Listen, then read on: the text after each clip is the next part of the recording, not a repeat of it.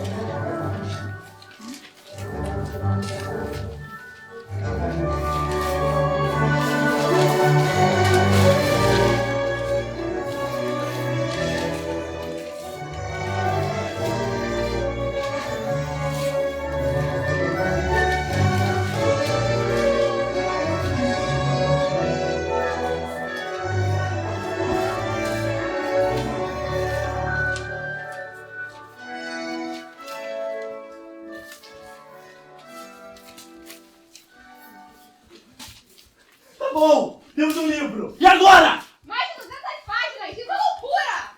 Olha, se a gente aceitou fazer isso, bora fazer! Não era mais fácil catar um Shakespeare, um Nelson Rodrigues, um padeiro da esquina qualquer, sei lá. É muito pouco tempo para escolhermos uma única história do livro para contar. Algumas histórias, você quer dizer, né? Vê esse tanto de coisas, esse tanto de palavras. Ah, o diretor está louco.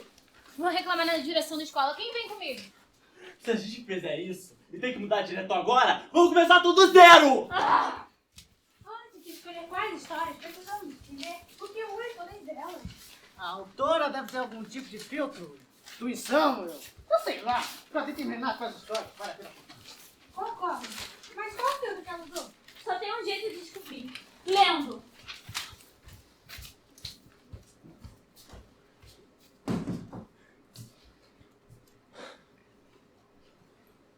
Eu era criança quando eu comecei a perder a audição, mas eu me virava bem, postando a leitura labial nos gestos.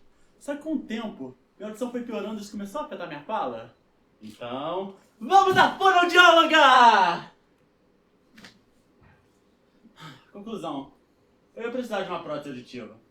Até beleza pros meus pais, já que eu mesmo não entendi o que estava acontecendo. Pra mim, o mundo era aquele. Com sem som, eu era criança. Um dia eu estava na consulta para adaptação do aparelho e precisei ir no banheiro. E aí eu comecei a gritar: socorro! Tem um bicho aqui, eu não tô vendo ele vai me matar, socorro! Me acharam sentado no vaso, apontando para a bunda. A criatura era meu sonoro e monstruoso pum! De todos os barulhos que se perdem com a surdez, minha carta de entrada para o mundo sonoro foi meu próprio peido. Depois, adolescente, comecei a apresentar novas perdas na escuta e novos problemas nos fonemas. Então, vamos voltar a fono! Acontece que quando criança, meu aparelho era menor. Adolescente, parecia um pisca-alerta na minha orelha. Não dá pra esconder no cabelo. Isso mexe com a nossa autoestima. Tem gente que rejeita pessoas com aparelho como se a gente tivesse estragado. A médica trabalhou comigo os benefícios do meu aparelho. Até me senti seguro de sair na rua. Ela me acompanhou no primeiro dia. Ela sugeriu que caminhássemos pela rua, sob as árvores, para que eu pudesse absorver o som do ambiente. Para mim aquilo não importava. O foco era num possível olhar de julgamento. Até que surgiu um novo susto sonoro. Não, eu não peidei! Eu pisei numa folha. Pisei de novo. A folha fez barulho. Naquele momento, o universo se expandiu. Uma entrada para um mundo sonoro muito mais rico do que eu podia imaginar. Todas as coisas que temos na vida, que por fazerem parte do dia a dia e serem comuns, não valorizamos. Quando temos uma deficiência, nos incutem vozes de medo do desconhecido. Mas o que não nos falta é coragem para descobrir, redescobrir e reinventar nossas realidades.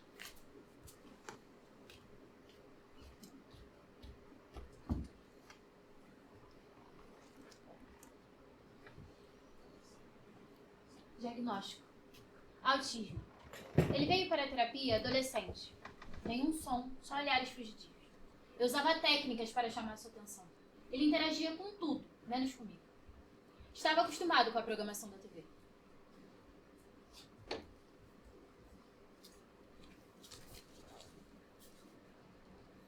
Tanto que já havia memorizado a sequência de programas.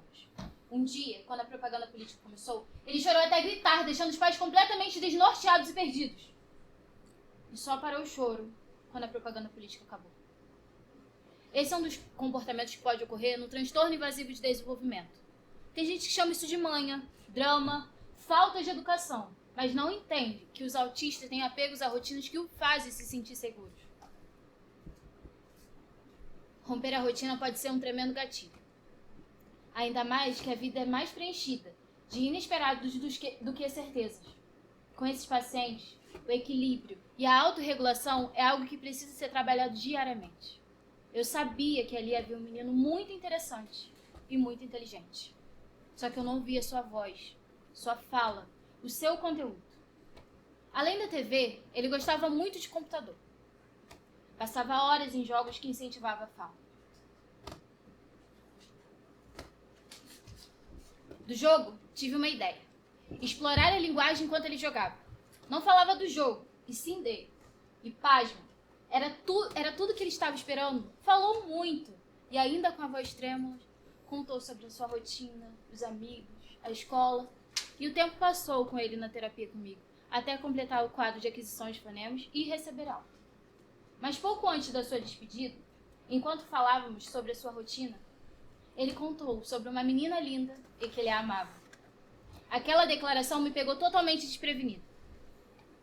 Ainda com a voz robotizada, disse: eu amo ela. Disse várias vezes: Eu amo ela. Eu amo ela. Eu amo ela. Perguntei se eles conversavam. Ele disse que não. Tinha medo de ser rejeitado. Foi nesse instante que eu percebi um vibrante universo interno e tão parecido com o nosso. Parecido não, dado algumas diferenças. Um mundo igual. A vida o levou a enfrentar mudanças bruscas e difíceis. Mas ele aprendeu a lidar com elas. Encontrou uma forma de viver com tantas novidades, superando uma a uma, apesar de toda a desorganização que aconteceu. Naquele dia, vendo aquele universo vibrante, me senti pequeno. Muito pequeno.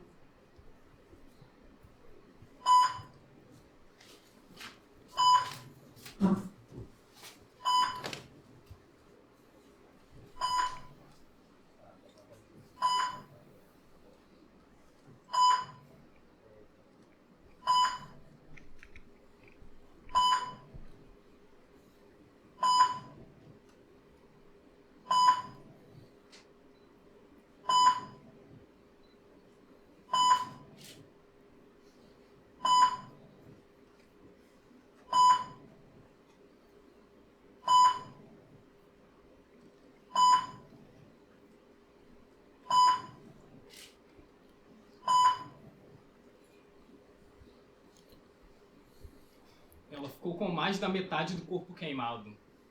Ela não chegou consciente no hospital? E daí que ela estava falando, a culpa dela está na mesa de cirurgia é minha. Ela não disse que você não tinha culpa? Ela é uma criança. E por que a criança não sabe o que fala? A culpa foi minha, a ideia estúpida de fazer churrasco. Você estava com a família, felizes. Não tinha como saber, foi um acidente. Um acidente que eu quase matei a minha filha. Pelo menos você tem uma filha para se preocupar.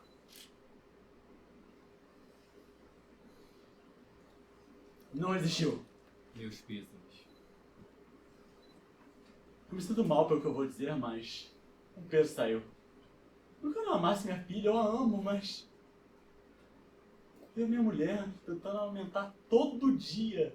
Minha filha não conseguindo. Eu que estava morrendo. Às vezes ficar do lado é a melhor coisa a se fazer para saberem que estamos apoiando.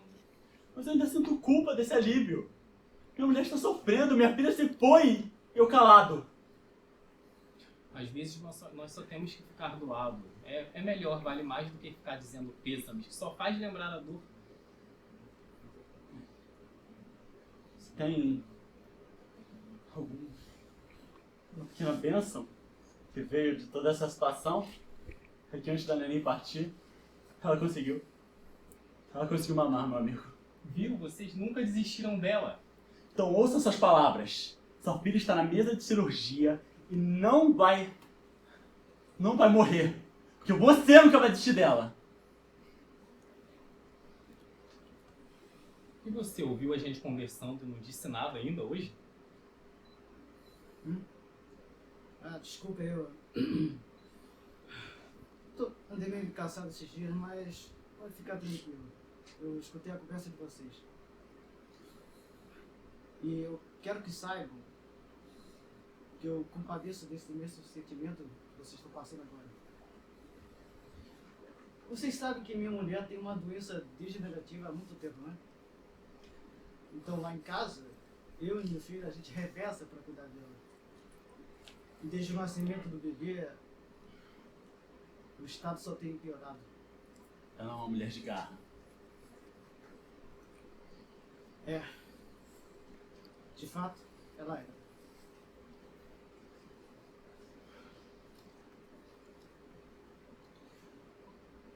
Sabem, nas últimas sessões de terapia que a gente foi, já não estava tendo bom resultado. Então, a única coisa que a gente podia fazer era acolher ela. Mas o que mais me doía era ver em seus olhos o trabalho que dava cuidar dela. Eu tendo que cuidar dela, da casa, dos filhos, aí meu filho sair da escola para revezar comigo, dar comida, banho, tudo isso. Mas apesar do cansaço que ficava no final, não era trabalho nenhum, sim. Porque a gente só faz tudo isso para alguém que a gente ama de verdade. Eu tenho certeza que ela partiu grata por tudo que fizeram por ela. E você, meu amigo, pode ter certeza que a sua filha também sabe. Paciente da cirurgia de queimadura. O procedimento foi bem sucedido. Pode ver sua filha.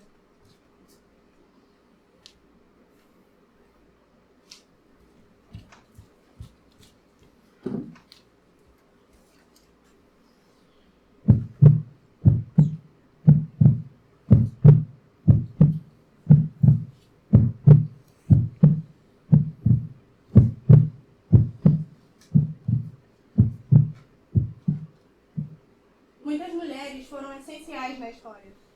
Mas o projeto machista de invisibilização de nós nos tornam esquecidas, sem ganhar o mérito merecido pelas nossas conquistas. Não podemos ter ideias revolucionárias, não podemos ser donas das nossas escolhas. Ainda que tenhamos consciência de que não podemos nos calar, ainda passamos pelo silêncio que é imposto pela sociedade. Mas não se enganem, nós não vamos desistir. Todo dia é dia de luta. Luta pelo reconhecimento e pelo respeito.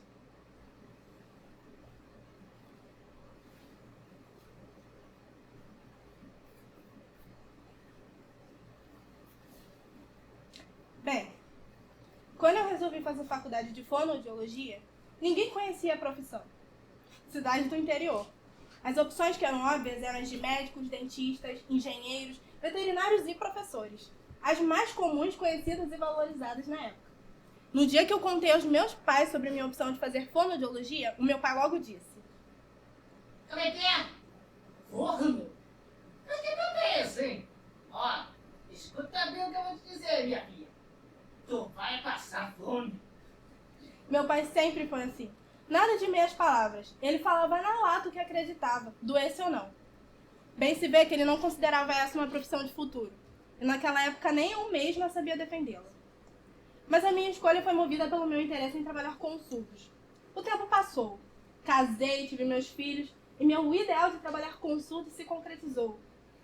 Era uma vocação, uma paixão, um desafio. Procurar modos para ensiná-los a linguagem oral, escrita e gestual. Trabalhando com os pais, grupos de línguas de sinais e muita dedicação. Mas a vida não desperdiça oportunidades para nos fazer crescer e aprender. No final de semana, meu pai foi até São Paulo buscar meu irmão no aeroporto e ambos pegaram um ônibus para o interior.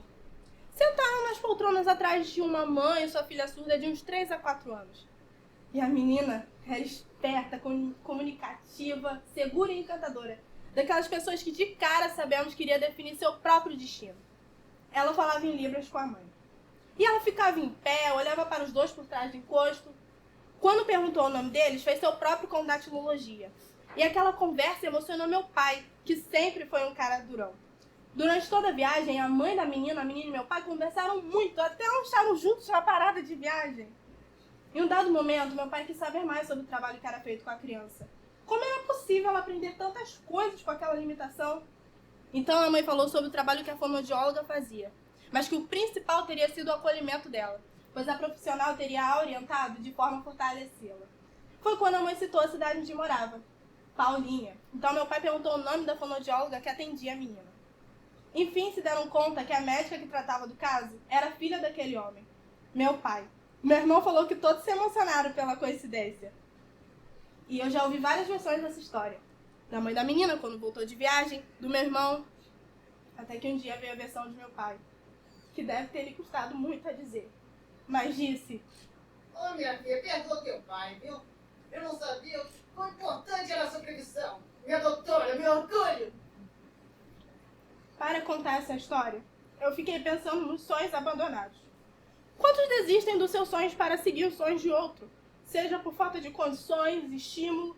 Tem pais e mães que impõem sobre os filhos um plano de sonho. Eu até entendo alguns desses pais. O choque de realidade e a experiência para diluir o sonho, às vezes se justificam diante desse medo. Às vezes isso até pode piorar quando escolhemos a carreira artística, porque aí somos chamados de vagabundos, desocupados. Mas mal sabem o quanto a gente estuda para estar nesse palco. E eu, como atriz, eu posso deixar uma mensagem aos pais aqui hoje e digo: confiem no sonho dos filhos de vocês. Amparem eles na carreira que eles escolheram. Porque se tem um legado concreto que nossos pais nos deixam, é a lembrança do acolhimento que nós tivemos para seguirmos os nossos sonhos.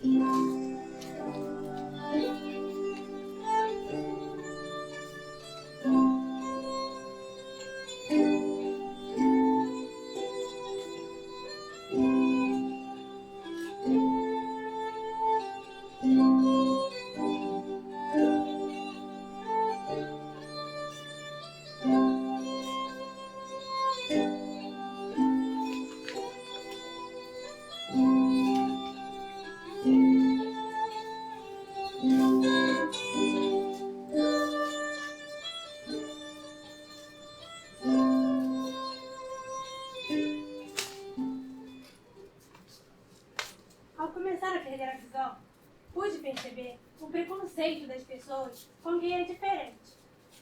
Amigos se afastaram sem motivo algum, me tratando como se nunca nos conhecêssemos. Pessoas nem se aproximavam e nem tiveram o interesse em me conhecer. A rejeição dos meninos que me interessam. Inclusive, um deles estava super animado, queria me ver, mas quando lembrei a ele que tenho baixa visão, ele simplesmente mudou e inventou que tinha comido algo que não fez bem e que iria ao hospital. Isso em época de Covid. No dia seguinte, disse que era melhor não nos vermos, pois ele tinha terminado o namoro há pouco tempo. Dias depois, estava namorando outra menina. Nas festas com os meus amigos, eles me esquecem em um lugar ou outro por eu não poder ficar subindo e descendo escada, acompanhando eles. Podem não fazer por mal, mas querendo ou não, é uma forma de exclusão. O que falta nas pessoas é empatia, se colocar no lugar do outro e pensar como eu gostaria de ser tratado. Vocês, se coloquem no meu lugar, como gostariam de ser tratados se fosse eu? Como os pacientes deficientes da médica do livro gostariam de se sentir. Não é porque tenho baixa visão que vou deixar de fazer as coisas que eu quero. Também tenho o direito de ser feliz como todo mundo. E eu vou!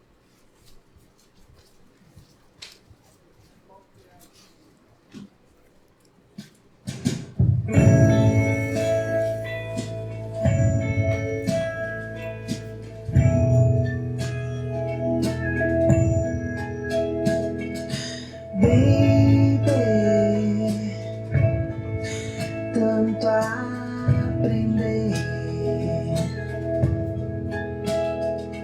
Meu colo alimenta você e a mim. Deixa eu mimar você, adorar você. Agora, só agora, porque um dia eu sei, vou ter que deixá-lo ir.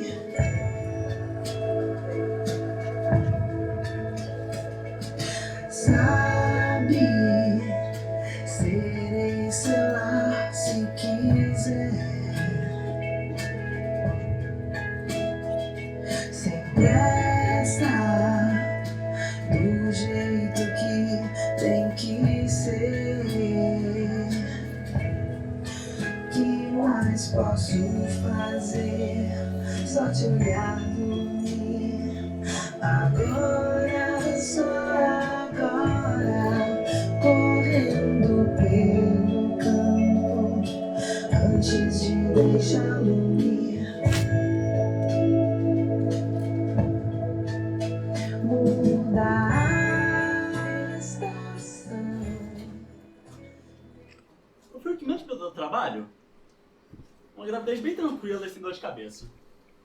E a minha mãe teve muito enjoo. Vomitava tudo que comia. Passava mal só de sentir o cheiro das coisas. Quando veio meu irmão, ela teve falta de ar e crise de bronquite. Me disseram que eu era tão pequenininha que eu cabia na palma da mão do meu pai direitinho. Minha mãe lembra que teve muito enjoo no começo da gravidez e só foi me curtir lá pra frente. Ela lembra que logo que eu fui levada para o quarto, ela e meu pai ficavam olhando pra mim assim, hipnotizados. Meus pais achavam que eu ia ser um menino. Então eles prepararam tudo pra chegada de menino. Daí veio eu. Bem, tava tudo correndo bem. Até que eu fiquei sem oxigênio. E eu nasci de 8 meses. A minha gravidez foi de preocupação. Minha mãe tinha 42 anos, era hipertensa e com histórico de aborto anterior. A minha mãe também precisou melhorar a alimentação, fazer repouso e acompanhamento no cardio. Só foi se acalmar quando o ultrassom mostrou que estava tudo bem comigo. Já eu, tive uma gravidez difícil. Porque meu pai passava mais tempo na rua do que em casa. Ela me queria muito. Já ele, nem tanto. Assim. Mas depois que eu nasci, ele passou a dar mais força pra ela. Faltava apenas um mês para eu nascer, mas na minha gravidez, meu primo ficou mexendo na barriga da minha mãe na festa do aniversário dele. Conclusão, a bolsa estourou. Já entendemos que a peça fala de pacientes, deficientes, próteses, mais o quê? Você leu o mesmo livro que eu? O livro fala sobre família. E não só a família de sangue, mas a família que a gente escolhe pra vida. Sim, porque não dá pra ser médico e ajudar uma pessoa só não provocar um médico paciente. Porque tem humanidade no sentimento. Empatia. E, gente, aqui só tem página dos relatos da médica, só isso. Não dá pra resumir assim. A gente quase fica amigo da doutora e dos pacientes dela também. Viu? Relatos médicos. Você não tem culpa de ser insensível. O quê? Desculpa, amigo, está todo mundo nervoso em escolher uma história. Acho que eu entendi o porquê do diretor escolher esse livro. É para ficarmos mais próximos dos personagens. Ah, maravilha! Já que é só isso, por que não convidamos todo mundo para tomar um café? Para de deboche, ela tá certo. O que a gente precisa fazer é escolher as histórias que nos afetam. Como assim afetar? Afetar de afeto. É sobre isso o livro. Afetar-se pelo afeto.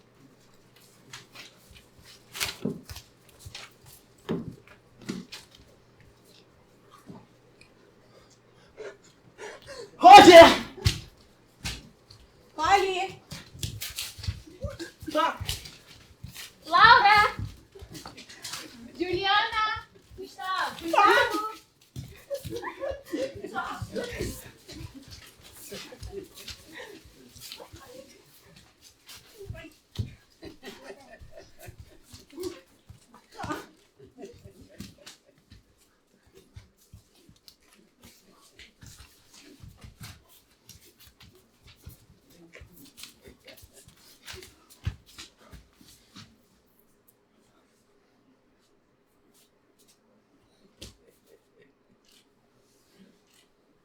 Uma vez, eu li uma reportagem com o seguinte título: Mulheres têm mais medo de sofrer assédio na rua do que de serem assaltadas. Sair de casa é sempre um dilema. Me preocupo toda vez e me certifico se a minha roupa não está muito curta, se o decote não mostra demais ou se não está muito colado no meu corpo. Deveria me preocupar tanto? Afinal, mulheres têm mais medo de sofrer assédio na rua do que de serem assaltadas. Então, depois de passar horas analisando, percebo que no fim das contas não importa o que eu esteja vestindo. Seja com muita ou pouca roupa, a possibilidade de acontecer continua a mesma. O medo é inevitável. E assim que eu piso o pé fora de casa, fico atenta a tudo que acontece à minha volta. Quem está na calçada ao lado, quantas pessoas estão presentes naquele momento. Se eu vejo um homem andando na minha direção, ou parado em um canto qualquer, só por precaução, eu desvio o caminho. É um estado de alerta constante, que nunca nos deixa em paz. Perdi a conta de quantas vezes eu recebi cantadas e olhares abusados, insistentes e inconvenientes, todos de homens bem mais velhos.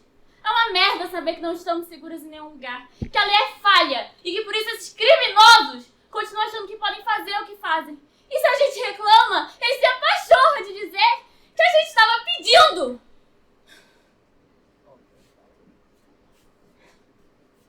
Quando eu tinha 12 anos, eu fui passear com minha irmã. E quando íamos atravessar a rua, um carro desacelerou na nossa frente. Eu lembro como se fosse hoje. Ele desacelera, abaixa o vidro, assovia e depois, covardemente, acelera de novo, deixando 2 crianças agredidas para trás. Um simples assovio, mas que pode afetar a autoestima e a segurança de uma mulher. Levanta a mão aqui as mulheres que já sofreram assédio físico ou verbal. É a primeira vez que eu conto história pra alguém. Não tem muito tempo. Faz poucos anos que eu descobri o que era assédio. Quando eu penso nisso, no quanto é nojento e que por ser nova, provavelmente vou passar por mais situações como essa, eu paro. Não dá nem vontade de sair do lugar. Que a falta de respeito, de caráter e de educação faz, né? Enquanto eu li o livro, eu me peguei pensando, será que as mulheres desses contos passaram por essa violência? A autora, a médica do livro, passou por situações como essa fora de casa, enquanto voltava do trabalho, ou quando tinha minha idade e voltava da universidade? Provavelmente sim. É um fio de silêncio comum que trança todas nós, mulheres, o fio da vergonha. Porque nos incutem a ideia de que qualquer coisa ruim que aconteça com a gente, a culpa é nossa, mesmo quando nós somos as vítimas. Estamos cansadas de nos sentir culpadas por uma vergonha que não é nossa. Os homens precisam assumir os seus B.O.s. A nossa luta é diária e no fim só temos umas às outras. Nossas mãos não vão soltar. Unidas vamos dar um fim nessa história que somos o sexo frágil. E não vamos mais carregar o fardo de vocês. Fardo esse que nunca deveríamos ter carregado.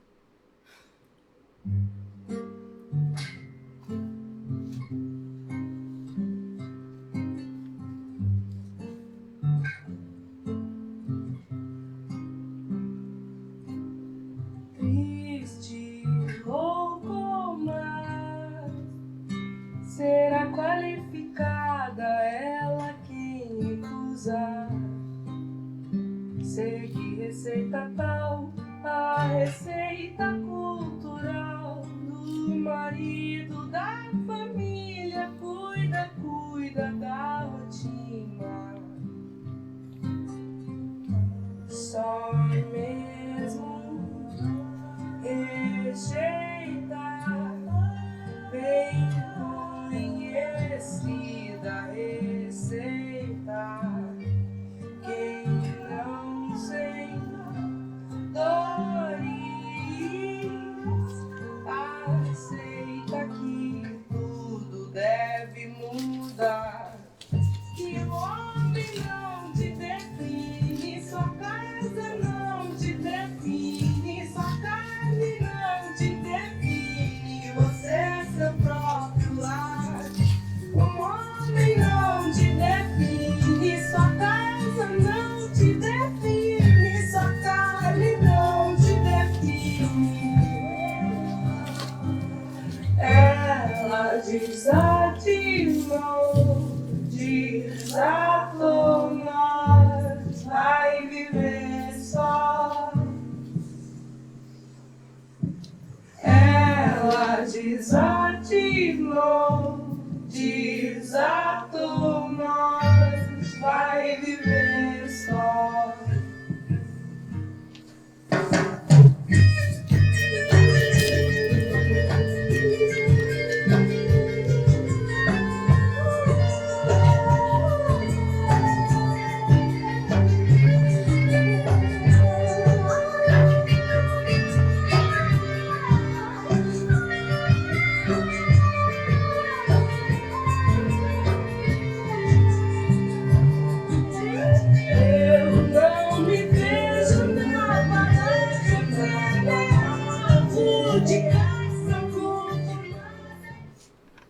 Atendi uma criança que tinha muitas dificuldades. A conheci novinha. Mas dizem que ao nascer cabia numa caixa de sapato folgado. Foi diagnosticada com microcefalia, com grande dificuldade visual, surdez e coordenação motora. Também apresentava atraso mental. Mas posso testar. Ela é linda. Tinha uma família presente, embora às vezes agitada. O amor deles arrastava tudo que via pela frente. Seu pai era um homem brincalhão e muito sensível, mesmo que a cada palavra soltasse um palavrão. Eu sou feliz pra caralho. Era o jeito dele de mexer com todo mundo. Onde passava, arrancava risos e alegria. Aquele homem era uma festa com pernas. Os anos foram passando e a pequenina crescia, forte, sustentada pela aceitação e pela naturalidade que todos a viam e auxiliavam a conduzir seus passos. Como era da natureza dela interagir, após anos de muito trabalho e esforço, foi oralizada e também se comunicava por libras, além da mobilidade ter melhorado. Tá bom, minha filha? Acompanhe teu pai agora.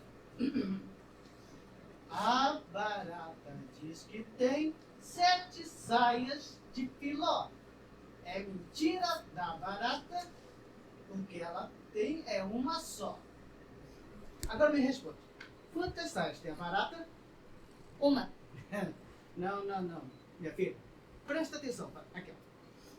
A barata diz que tem 7 saias de filó. 7 saias. Mas a mentira é da barata, papai. Até hoje, sua memória interativa é impressionante e única. E ela é igualzinho ao pai. Eu sou feliz pra caralho! Menina! Crianças, não é mesmo? Ô garota, tá maluca? Não pode falar isso em público. Depois vão comentar que não sei te educar, porra! Ó, desculpa aí, gente. Divirtam-se, tá? Ai, sou peixe. Sabe o nome dos familiares, idade, data de nascimento, o que fazem, entre outras coisas. João Felipe da Costa tem 10 anos, nasceu em 2013, 16 horas e 27 minutos. Helena da Costa, mãe de João Felipe da Costa, tem 43 anos, nasceu em 1980, às 2 horas e 27 minutos. E trabalha como dentista. O pai de João Felipe da Costa, Marcelo da Costa, tem 40 anos, nasceu em 1983, horário desconhecido e calça 44. Ela memorizava tudo dos amigos da família, dos médicos que atenderam e até de pessoas que acabava de conhecer. Oi, tudo bem? Qual é o seu nome? Quantos anos você tem? Você tem filhos? Sim. Quantos? Oi, tudo bem? Quantos anos a senhora tem? 90. A senhora tem filhos? Sim. Quantos? 3. Que ótimo. Disse que os outros tinham grande importância para ela. Essa é minha filha, minha gente. E eu sou feliz pra caralho desde que essa menina nasceu. E todos os dias eu agradeço a Deus pela minha família.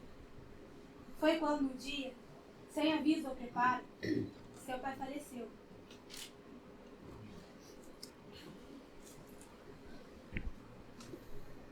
A barata diz que tem 7 saias de filó. Mentira da barata. Ela tem uma só.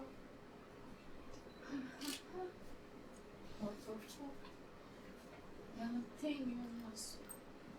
A minha pequenina, a sua maneira de ver, sabia o que estava acontecendo. Quando meu marido morreu, lembro dela várias vezes perguntando sobre ele. Seu nome, data de nascimento, detalhes que nunca passavam despercebidos por ela. Então, no dia do velório do pai, ela fugiu de casa a pé. Andou 10 quarteirões ou mais até a minha casa. Ao abrir a porta, Foi onde foi meu pai? fui pega num abraço que nunca vou esquecer. Ele foi morar com seu marido no céu? Minha filha! Eu sabia que você ia estar aqui. Desculpa. Nós três, então, conversamos muito. Falamos da saudade, do susto da perda e da gratidão. Minha menina sofria de um jeito maduro, embora sua dor fosse a compreensão de que não veria mais o pai. É incrível que nem toda deficiência que trouxe consigo a impediu de entender o que é a morte e como dói a despedida.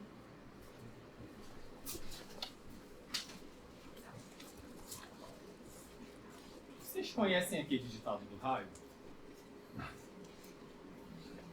Vou contar como o raio mudou a minha vida. Há alguns anos eu precisei levar a minha mãe para a fonoaudióloga. Ela teve um AVC. Estava com sequelas na fala, esqueci o nome dos objetos, ações e pessoas. Tinha mudanças repentinas de humor. Às vezes chorava muito e outras vezes até ria das vezes em que se enganava ou trocava as palavras quando tentava se comunicar. Esse foi o primeiro raio. Imaginem como eu fiquei. Eu vendo minha mãezinha naquela situação. Ela que cuidou de mim e eu agora sendo pai dela. Ela que foi tão guerreira lutando contra o mundo para me criar, agora fragilizada. Ela teve uma melhora relativa. Muitos casos de AVC têm grande dificuldade de evolução no tratamento. Era o caso dela. O tempo foi passando, me casei e virei pai. Naquelas coincidências da vida, minha esposa havia sido paciente da mesma forma que a minha mãe. Cidade pequena. Com o fim do tratamento da minha mãe, nos despedimos da fonoaudióloga, com a promessa de que nós três, minha mãe, minha esposa e eu, levaríamos nossa filha para conhecê-la. Final feliz. Eis que o segundo raio cai. Minha filha teve AVC. Para a equipe médica, aquilo era raríssimo na idade dela. Uma criança com AVC. Todos ficamos em choque. Primeiro a avó, agora a neta. Eu amava elas demais, demais mesmo.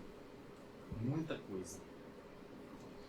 E depois de muito tempo, depois de já ter vindo o segundo raio, ainda veio o terceiro raio. Que a minha esposa teve AVC. E o dela foi brutal. Mais uma vez, pela terceira vez, me armei de coragem e segurança para amparar a terceira mulher da minha vida, que das 3 foi a que mais ficou machucada. Eu não sei de onde eu tirei força para vê-la naquele estado e ser otimista. Talvez a força viesse da minha memória, quando lembro da minha mãe, minha esposa e minha filha, brincando no parquinho, rindo de alguma historinha da minha vida. O riso delas na minha cabeça era um sopro de leveza, seguido de um gatilho para lágrimas. Por que elas? E elas só tinham a mim. Foi uma época em que minha memória parece ter apagado qualquer outra informação relevante. Porque quando isso tudo aconteceu, eu só pensava em cuidar das 3 mulheres da minha vida. Foda-se trabalho, amigos, elas eram o meu farol. Depois de muito tempo, de muita fonoterapia, um dia, quando a médica trabalhava a memória dela através da contagem, a minha esposa felizmente conseguiu dizer: 1, 2, 3. Foram apenas números, mas para mim era um universo de vocabulário, um sinal de que a cura estava chegando. Nessas situações, os pequenos ganhos já são enormes vitórias, um horizonte onde acreditamos que tudo é possível. A médica aconselhou a me acalmar, porque era um começo. Mas todo começo, mesmo que tímido, é um começo de uma conquista, horas. E essa conquista ia chegar. No meu coração, eu sabia disso. Na verdade, eu não sabia, mas eu confiava. E confiar também é um começo. Eu não estou santificando a dor ou me glorificando por ter ajudado elas. Eu estou falando de amor. Quando nós somos plantados no solo de amor, o raio pode vir e a árvore vergar, mas não quebra, justamente porque aprendeu a se submeter àquilo que não pode mudar. Mas também aprendeu que se somos uma natureza de raiz forte, a cura vem. Eu sei, você sabe, já que a vida quis assim, que nada nesse mundo levará você de mim. Eu sei, você sabe, a distância não existe, e todo grande amor só é bem grande se for triste. Por isso, meu amor, não tenha medo de sofrer, pois todos os caminhos me encaminham pra você.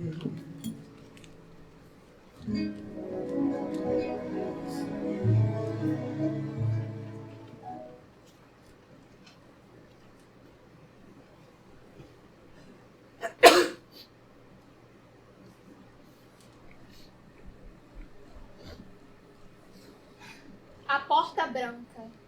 Minha altura me fazia ver a maçaneta por baixo. Era tanta vontade de bater ou apenas entrar só para poder vê-la. Cedo a tentação. Mexo na maçaneta e magicamente a porta branca abre sozinha. Era ela. Sua cabeça aparece em meia abertura, sorrindo. Você está lá. A uma porta de distância, eu sabia que estávamos separadas. Segurança, você está lá. A agonia vinha como refém da ansiedade por te ver. Uma porta e nada mais. Bará, Beré, Biri, Boró, Buru, Bruno. Quem é Bruno? Quem são esses que dividem a minha mãe? É isso, minha mãe. Não fazia sentido ninguém mais ocupar o seu tempo. Eu me sentia traída e na minha cabeça infantil tudo fazia sentido. Aquela época que a gente não sabe que nossa mãe é uma pessoa. Uma pessoa, quem diria? Minha mãe é um ser humano. Minha mãe tem uma história antes de mim. Minha mãe tem um trabalho, carreira. Minha mãe é gente.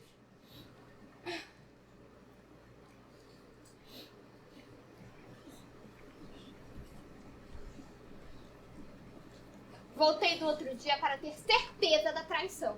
E você estava atrás da porta. Me chamou para entrar. Eu nem sabia que isso era possível.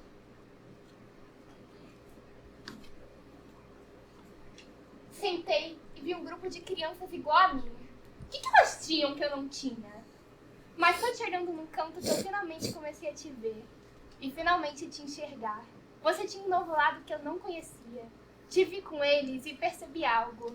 O amor, a paciência e a empatia na qual você tratava cada um deles te fazia mãe. Eu descobri seu segredo. Você virava mãe. Mãe novamente. Eu não acho que eu tenha muitos irmãos. Mas ele sim tem uma mãe na qual não conta sentido ninguém mais ocupar o seu tempo. Gente, eu descobri! Viu que une tudo? Qual é a melhor história? E como sabe que é melhor? Vai ter um personagem pra cada um? Vamos todos fazer o mesmo personagem? Tem muito texto pra decorar? Dá pra resumir pra mim? Chega! Uma parte nós descobrimos juntos. O livro é sobre afeto. E o que mais? É sobre afeto, amor e empatia. O que mais? O livro é sobre gratidão. Agradecer o privilégio de podermos ter nossos sentidos e aproveitá-los. Agradecer a oportunidade de ajudar e ser ajudado. E o que mais? O livro é sobre uma peça. A peça que a gente faz sobre o livro. Isso já fazemos. E as histórias são fios que nos unem como grupo. Não somos os mensageiros, mas sim a mensagem.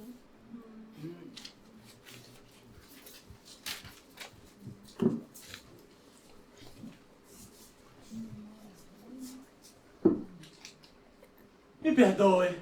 Não peço perdão de graça, mas é o que tem pra hoje.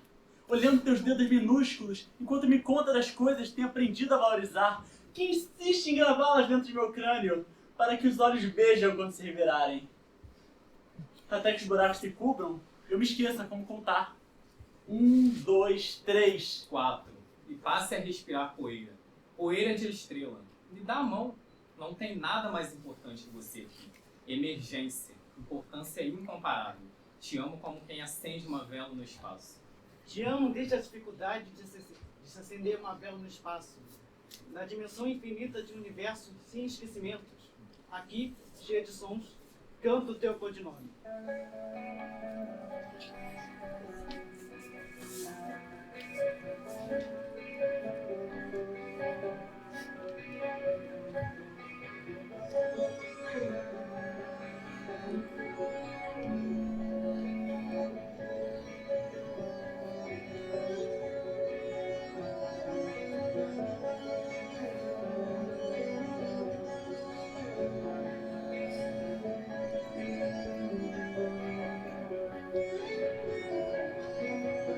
A paz que eu vejo no teu olho me habita, e toda vez que eu duvido, o coração agita uma bandeira em teu nome.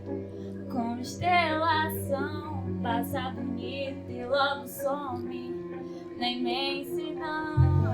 A paz que eu vejo no teu olho me habita, e toda vez que eu duvido, o coração agita uma bandeira em teu nome.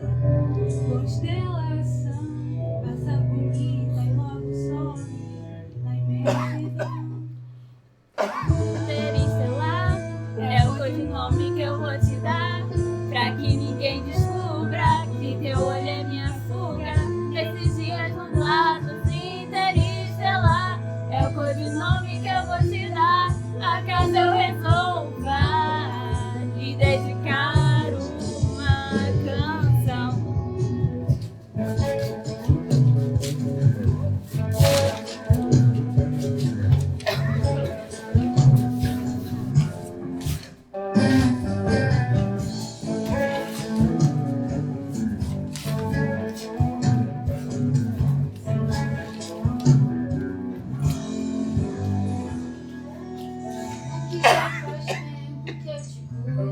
Há muitos dias eu te olho, faz tempo que te admiro e me deixo assim de lado. Já faz tempo que eu te cuido. Há muitos dias eu te olho. Faz tempo que te admiro e me deixo assim de lado.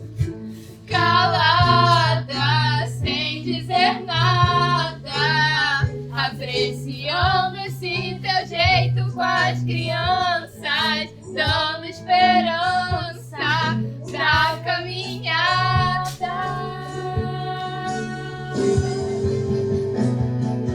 Interestelar é o codinome que eu vou te dar, pra que ninguém descubra que teu olho é minha fuga. Nesses dias nublados, interestelar é o codinome que eu vou te dar. Acaso eu resolva lhe dedicar uma canção. Eu dedico essa peça à minha mãe e à minha amiga que veio. Eu dedico essa peça à minha família. Eu dedico essa peça à autora do livro. Eu dedico essa peça à autora.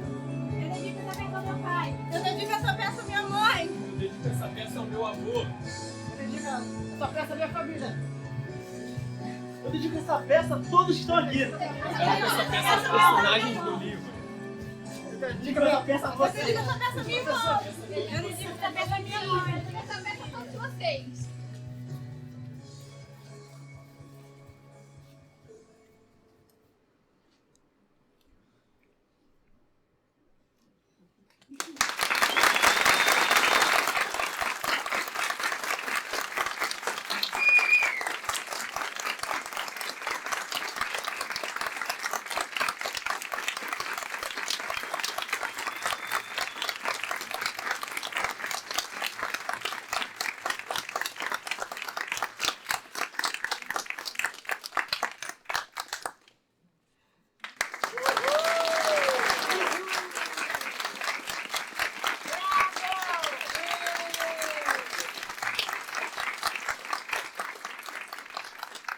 Olá, boa noite a todos e todas.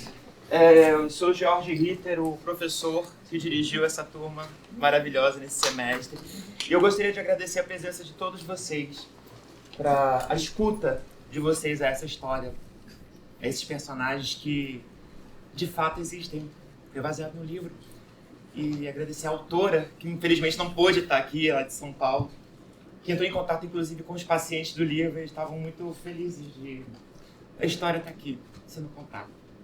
Então eu vou apresentar o nosso elenco. Por favor, Júlio César.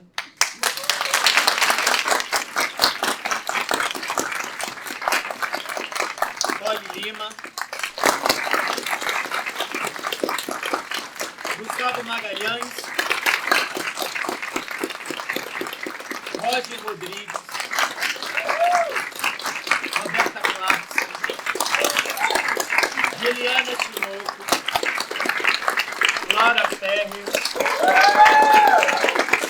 e Graziele Benício.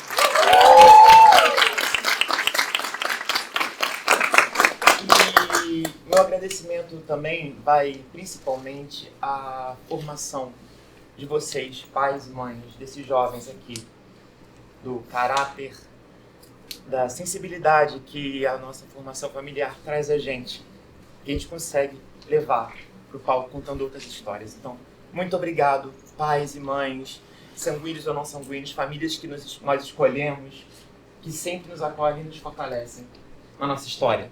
Muito obrigado. Boa tarde.